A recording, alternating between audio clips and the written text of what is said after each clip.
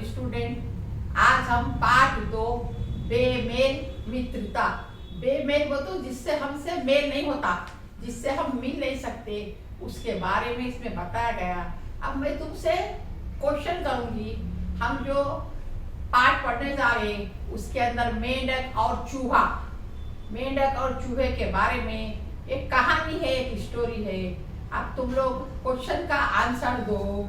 मेंढक आप लोगों में से किस किस ने देखा है?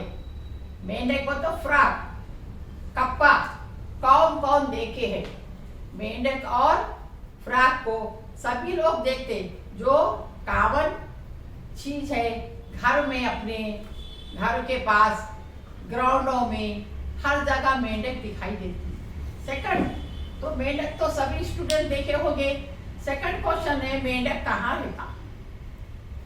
मेंढक कहाँ रहता? कप्पा कहाँ रहती बोलो?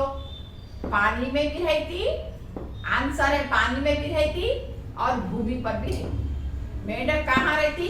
मेंढक पानी में और धरती पर भी रहती है।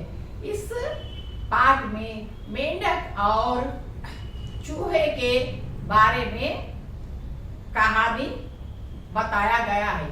अब हम पाठ पढ़ेंगे। पेज नंबर 13 है। पेज नंबर 13 तुम लोग देखो और मेरे साथ स्लो लेसन के नीचे अपनी उंगली, अपना फिंगर लगाकर लेसन मेरे साथ साथ थोड़ा थोड़ा पढ़ना। जंगल में एक तालाब था। जंगल में क्या था बोलो? जंगल में एक तालाब था। तालाब के तट पर बरगद का एक विशाल वृक्ष था। तालाब के तट पर बरगद का एक विशाल वृक्ष था। बरगद वो तो बनाना ट्री, बनाना जो ट्री था वो तालाब के किनारे पर एक बरगद का वृक्ष था। वृक्ष की जड़ में बिल बनाकर एक चूहा उसमें सह परिवार रहता था। वृक्ष की जड़ में बिल बनाकर एक चूहा अपने परिवार के साथ रहता था। बोल रहे मेरे साथ साथ नहीं, खाली बैठे बोलो मेरे साथ। तालाब में एक मेंढक रहता था। तालाब में एक मेंढक, मेंढक को तो कप्पा, तालाब में एक मेंढक रहता था। नेक्स्ट लाइन में देखो, मेंढक सुबह से शाम धूप का आनंद लेने के लिए तट पर आ बैठता था। मेंढक सुबह से शाम तक धूप का मीन सूरज की किरणों का आनंद बोले तो मजा लेने के लिए रोज पानी से बाहर आकर तालाब के तट पर बैठता था। चूहा और मेंढक दोनों पड़ोसी थे। चूहा बिल में रहता था, मेंढक पानी में रहता था। दोनों का पास पास स्थान था, इस वास्ते दोनों क्या हो गए? पड़ोसी। पड़ोसी का मतलब क्या है? नेबर्स। पड़ोसी का मतलब क्या है? अपने बाजू रहने वाले। सो में इस वास्ते क्या हो गई? मेंढक और चूहे में दोस्ती हो गई। सो उनमें मित्रता हो गई। मित्रता वो तो फ्रेंडशिप हो गई। किस किस में? चूहे और मेंढक में। वे एक दूसरे से सुख दुख का काम आने लगे। मेंढक और चूहा क्या करे? दोनों दोस्त हो गए थे। इन्हें जड़ में रहता था, इन्हें पानी में। तो सुख दुख में, कठिनाई में, सुख में, दुख में मेंढक और चूहा एक दूसरे के सुख दुख में क्या करने लगे? काम आने लगे। काम आना वो तो हेल्प करना। काम का मतलब है हेल्प करने लगे। नेक्स्ट देखो, एक बार की बात है। एक बार की बात है। भीषण गर्मी पड़ने तथा वर्षा ना भीषण गर्मी पड़ने तथा वर्षा ना होने के कारण तालाब सूख गया। भीषण गर्मी पड़ने और वर्षा ना होने के कारण जो तालाब था वो तालाब का पानी क्या हुआ, सूख गया, तालाब सूख गया।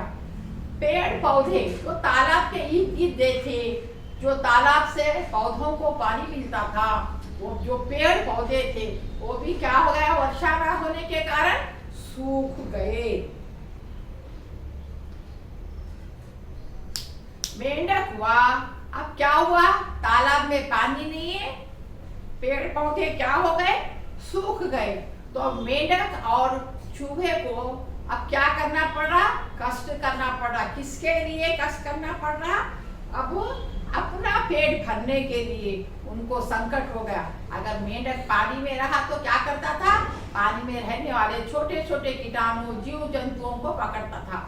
चूहा क्या करता था, अपने बिल से बाहर निकलकर जंगल में घूमकर जो भी उसको खाने की चीजें मिलती वो खाता था। इधर पेड़ भी सूख गए, इधर तालाब भी सूखा। इस वास्ते मेंढक और चूहा क्या करे, ये तालाब और चूहा अपना बिल छोड़कर दूसरी जगह अपने भोजन की खोज करने के लिए निकलना चाहते थे। अब हम जो पाठ पढ़े वे मेल मित्रता के पार्ट 1 पढ़े हम, लेसन बड़ा है इसलिए हम इसको पार्टों में डिवाइड करें। पार्ट 1 में हम जो पाठ पढ़े, तुम लोग मेरे साथ साथ जो रीडिंग करें, उसमें कठिन शब्दार्थ है, हार्ड वर्ड्स है।